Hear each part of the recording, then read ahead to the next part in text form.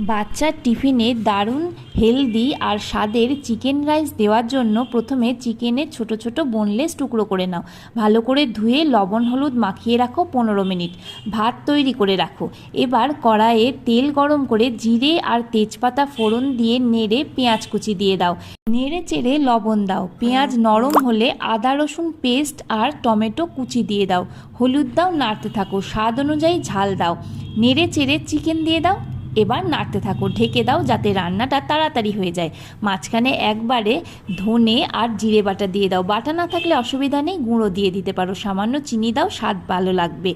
কষিয়ে নাও। 80% চিকেন সেদ্ধ হলে জল দাও। ফুটে উঠে পুরো মাংস যখন সেদ্ধ হয়ে যাবে একদম শেষে দাও গোলমরিচের গুঁড়ো আর সামান্য গরম মশলা। এবার তৈরি করা ভাতটা ঢেলে দাও। ভালো করে নাড়িয়ে চাড়িয়ে নাও হাই ফ্লেমে মিনিট খানিক। ব্যাস রেডি চিকেন রাইস। ভালো লাগলে অবশ্যই একটা লাইক দিও আর বাচ্চাদের মৌসুমী ফল আর জল দিতে ভুলো না।